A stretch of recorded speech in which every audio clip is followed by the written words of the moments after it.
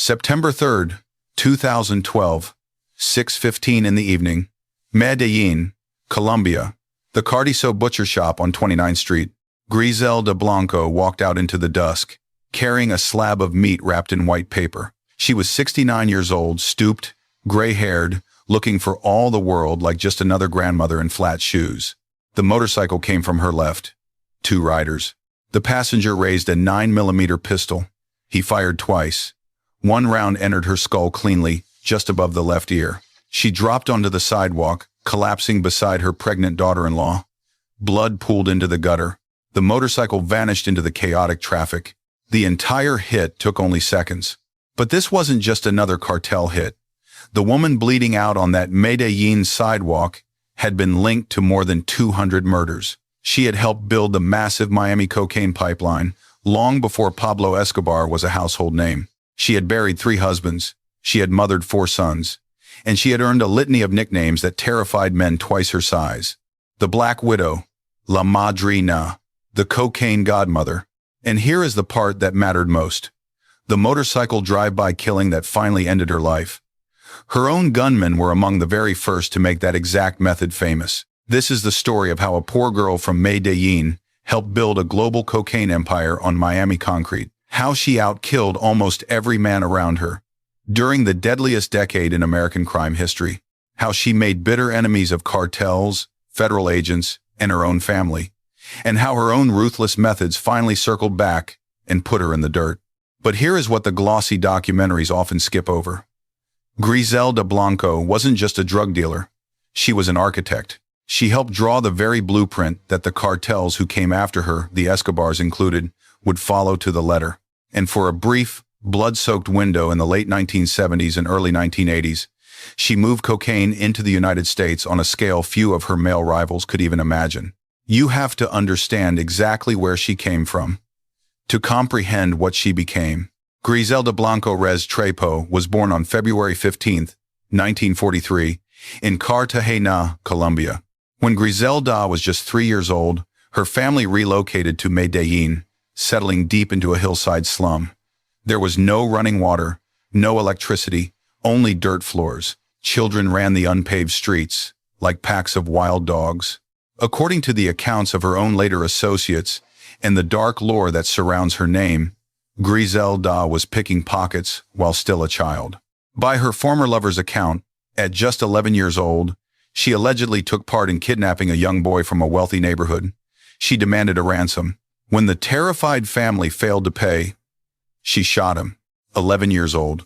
She survived the streets through relentless hustling. Allegedly, she turned to prostitution as a teenager and mastered the art of forged paperwork. By her early 20s, she had taken up with her first husband, a professional document forger named Carlos Trujillo. Together they had 3 sons, Dixon, Uber, and Oswaldo. But the marriage ended the way most things in Griselda's life ended, with Carlos gone. Some historical accounts say she had him killed over a bitter business dispute. Others claim he quietly died of cirrhosis. The accounts genuinely vary. But what remains absolutely clear is that by the early 1970s, Griselda Blanco was a mother of 3 with a rapidly growing taste for the illicit trade and an even deeper taste for violence. Then, she fully partnered with a man named Alberto Bravo. And absolutely everything scaled up. Bravo was a Medellin smuggler with ambitions much bigger than his own territory. They married. Together, they began moving cocaine north. At first, it was just a few kilos at a time, meticulously hidden inside the false bottoms of ordinary suitcases. But Griselda saw something the men around her did not. She didn't think small. She thought industrial. By the early 1970s, she and Bravo had set up shop in Queens, New York, specifically Jackson Heights. This quiet Colombian neighborhood would soon become the central beachhead for the massive South American cocaine invasion. This is where Griselda's dark genius truly started showing. She hired a designer back in Medellin to manufacture custom bras and girdles, equipped with hidden compartments. Each undergarment could carry up to 2 kilos of pure cocaine. She actively recruited women, stewardesses, tourists, housewives, grandmothers. They flew commercial flights from Bogota straight into JFK, physically wearing the merchandise on their bodies. Customs agents barely looked twice at middle-aged Colombian women, dressed in modest clothing. The operation ran flawlessly for years, moving a steady, massive volume into New York and feeding the city's rapidly exploding appetite for the drug. But that is not the crazy part. The crazy part is what she did with the mountain of money. She didn't carefully bank it the way the Italian mob families laundered theirs. She buried it. She stuffed cash into coffee cans. She locked it in safety deposit boxes, under a web of fake names. She literally built it into the walls of safe houses all across Queens. The illicit cash piled up faster than she could physically hide it. Then came the hammer. April 30th, 1975. A federal grand jury in the Southern District of New York officially charged Griselda Blanco and 37 others. It was the direct result of an early DEA operation called Banshee. At the time, it stood as one of the biggest cocaine cases U.S. prosecutors had ever built.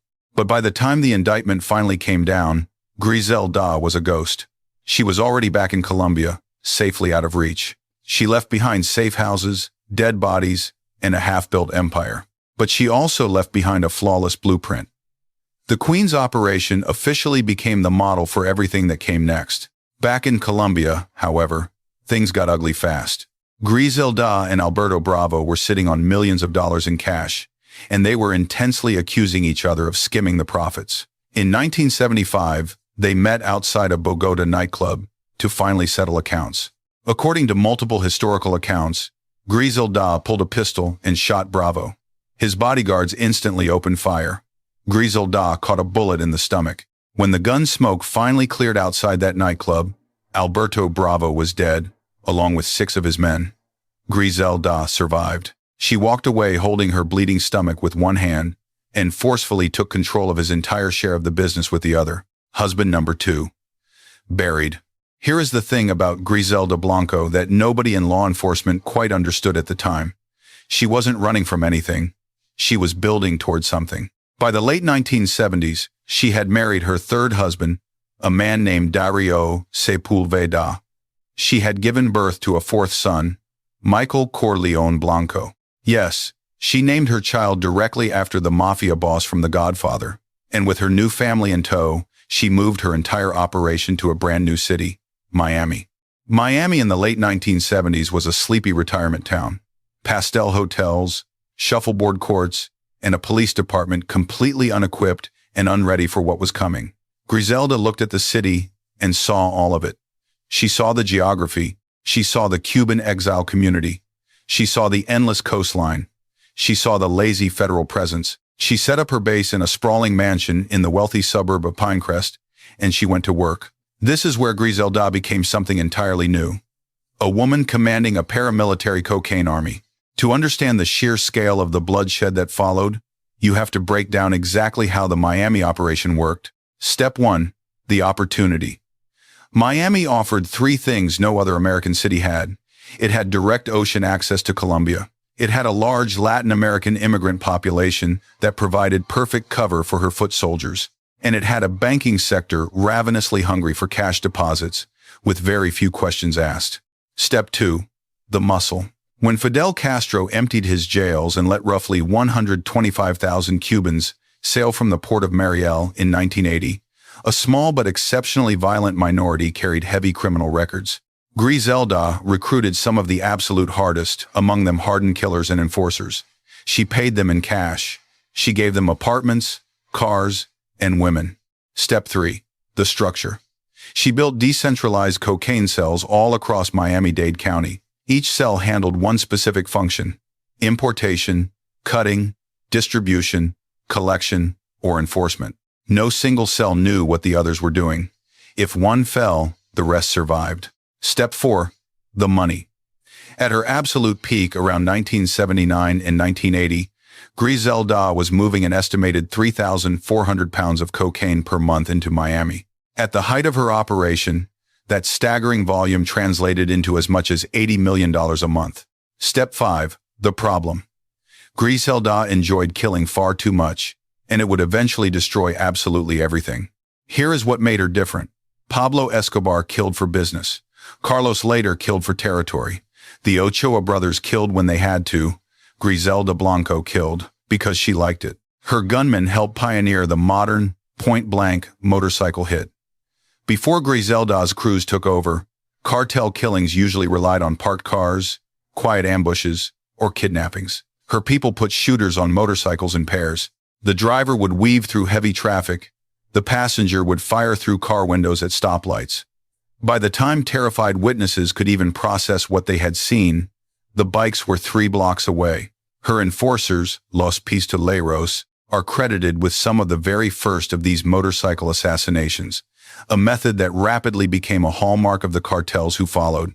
Between 1979 and 1982, Miami-Dade County experienced what people would later call the cocaine cowboys era. The murder rate climbed so fast and so high that the medical examiner's office was completely overwhelmed. They famously had to lease a refrigerated trailer just to store the overflow of dead bodies. By the early 80s, Miami led the entire nation in homicides, and a massive, significant share of those killings traced directly back to one woman. Then came the Dadeland Mall shooting. July 11, 1979. A liquor store called Crown Liquors, beside the busy mall in South Miami. It was 2:30 in the afternoon. There were shoppers everywhere. Children, families. 2 of Griselda's gunmen walked in carrying heavy machine pistols. Their target was a Colombian cocaine dealer named Herman Jimenez Paneso. They cut him down in a hail of bullets, along with his bodyguard, Juan Carlos Hernandez. By the time the shooters walked out, 2 men were dead, the storefront looked like an active war zone, and the killers were gone. They fled in a heavily armored van that police later nicknamed the War Wagon, its sides lined with extra weapons and thick bulletproof vests. The Dadeland hit shocked America. It was the exact moment the country realized something new and terrifying had arrived. Open, automatic warfare on American soil, machine guns at a suburban shopping mall, and the woman orchestrating the bloodshed was sitting comfortably in a mansion just 45 minutes south. But Dadeland wasn't even the worst of it. In 1982, Griselda's men went after a rival named Jesus Castro.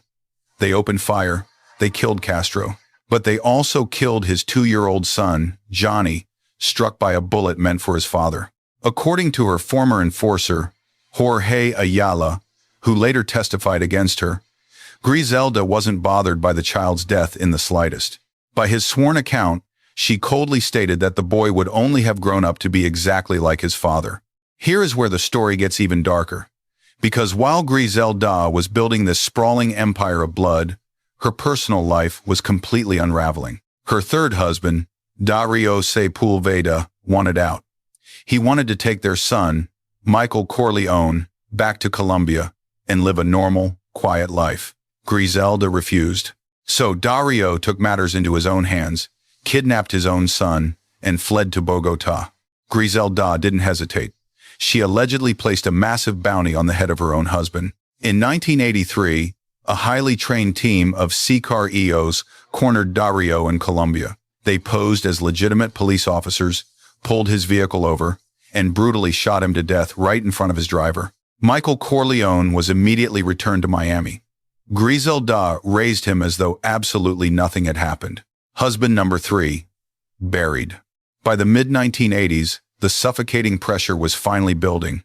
The DEA had been actively hunting Griselda Blanco since the massive 1975 Queens indictment. Special Agent Bob Palumbo had been tracking her shadow for years, mapping her movements through a labyrinth of compromised informants, wiretaps, and complex financial records. He knew she had fled Miami. He strongly suspected she was hiding in California. He just couldn't definitively prove it. Griselda had relocated to Irvine, California, a quiet, manicured suburb characterized by perfectly green lawns and white picket fences. She rented a comfortable house under a fake name and casually told the unsuspecting neighbors that she was a grieving widow. She lived quietly with her sons and continued to run her sprawling, multi-million-dollar cocaine operation entirely by phone. She truly thought she was invisible. She wasn't. On February 17, 1985, at around 5:30 in the morning, DEA agents and Irvine police heavily surrounded the quiet suburban house. Bob Palumbo was standing right there. He had waited 10 long years for this exact moment. They breached the door, Griselda was fast asleep in a back bedroom. She didn't fight. She didn't violently resist the way her enforcers would have. She just calmly looked at Palumbo and said, in perfect English, "You got me." The arrest took only minutes. She was immediately extradited to New York to finally face the looming 1975 indictment. And here is a crucial detail that most retellings get completely wrong. There was no quiet guilty plea in New York. A jury formally convicted her at trial in the summer of 1985. The presiding judge sentenced her to 15 years in federal prison and handed down a fine of $25,000. For almost any other criminal, here is exactly where the story would end. But Griselda's story didn't end, because while she sat locked inside a federal prison cell, Miami prosecutors were methodically building an entirely new case against her in the mid-1990s. They brought 3 devastating murder charges, including the tragic death of 2-year-old Johnny Castro. The electric chair was firmly on the table. Their star witness was her own former chief enforcer, Jorge Rivi Ayala. Ayala was completely ready to testify. He possessed detailed, first-hand knowledge of dozens of orchestrated hits. He alone had the power to put Griselda Blanco on death row. But here is where the history becomes almost unbelievable. While sitting in protective custody, Ayala began carrying on illicit phone sex with secretaries working directly for the state attorney's office. They got caught. The resulting scandal completely blew up the entire prosecution. With its star witness hopelessly compromised, the humiliated state was forced to offer Griselda a deal. In 1998, she pleaded guilty to 3 counts of second-degree murder and was sentenced to 20 years, structured to run alongside her existing federal time. The cocaine godmother dodged the electric chair simply because the prosecution couldn't keep its own star witness under control. Griselda quietly served her time. By 2004, she was officially released and deported back to Colombia. She was 61 years old.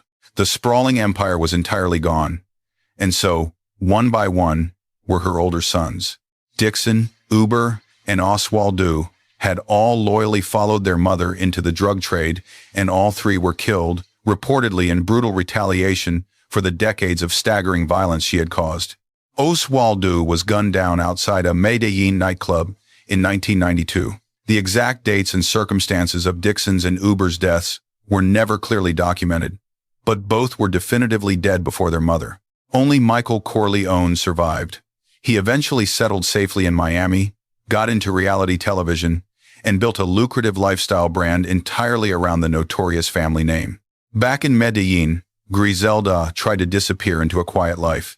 She rented a modest place. She kept a strictly low profile. By some accounts, the godmother had become a born-again Christian, telling anyone who would listen that she was simply tired, that she just wanted to be left alone to spend time with her grandchildren. Some people actually believed her. Most didn't. You have to understand the absolute rule of the cocaine business. There is no retirement. There are only enemies you haven't met yet. And Griselda Blanco had spent 40 years making a staggering number of enemies across 2 continents. Take your pick. Which brings us back to where this story began. September 3rd, 2012, 6:15 in the evening. Griselda walked into the Cartel butcher shop on 29th Street in Medellin. Her daughter-in-law, 7 months pregnant, was standing nearby. Griselda bought meat for dinner. She walked out into the fading dusk. The motorcycle came hard from her left. 2 riders, black helmets. The passenger smoothly raised a 9mm pistol. He fired twice. 1 round hit her square in the head, just above the left ear. She was dead before her body even hit the pavement. The motorcycle accelerated instantly into the chaotic traffic and vanished into the city. Police recovered the scattered shell casings, but they never identified the shooters. The assassination remains officially unsolved. The cocaine godmother was killed by the exact same kind of hit her own gunman had helped make famous. A motorcycle, 2 riders, a headshot at close range. It was the precise method that had terrorized Miami 3 decades earlier, returning to collect its debt. What did 40 years of unrelenting bloodshed actually produce? Let's count it. Griselda Blanco has been directly linked to somewhere between 200 and 250 murders. Her organization is estimated to have moved tens of thousands of kilograms of cocaine into the United States across her active years, a river of powder worth, in today's terms, well into the billions. She generated enormous, tax-free profits, She buried 3 husbands and 3 sons, and she died with almost nothing. The cash was gone, the properties were gone, the respect, the fear, the sprawling empire, all of it gone. Her true legacy isn't the money. It isn't even the body count. Though that body count is historically staggering, her legacy is the template. It is the cellular structure that meticulously compartmentalized risk. It is the brilliant, tactical use of women as smugglers to exploit law enforcement's blind spots. It is the drive-by motorcycle assassination. It is the terrifying willingness to kill anyone, including children, just to send a message. The cartels who came after her, Pablo Escobar included, inherited those exact methods and refined them. Bob Palumbo, the DEA agent who finally caught her, has called Griselda one of the most dangerous criminals he ever encountered in his decades of federal law enforcement. He famously stated that the male cartel bosses looked tame by comparison. Here is the cold truth about Griselda Blanco. She wasn't a feminist icon. She wasn't a misunderstood mother. She wasn't a tragic victim of her circumstances. She was a calculating, deeply sadistic operator who just happened to be a woman in an industry that didn't think women could do what she did. And she weaponized that underestimation. She moved more product than most. She earned more cash than most. And when the end finally came, it came exactly the way she had always known it would. On a dirty sidewalk. 2 riders on a motorcycle. The method she had helped perfect, used against her with brutal precision. She lived by the gun. She built an empire with the gun. And the gun, in the end, owed her absolutely nothing. If this story pulled you in, hit subscribe. We drop a new mob and cartel breakdown every single week. Drop a comment below. Who is the next cartel figure you want us to cover? We're reading every reply.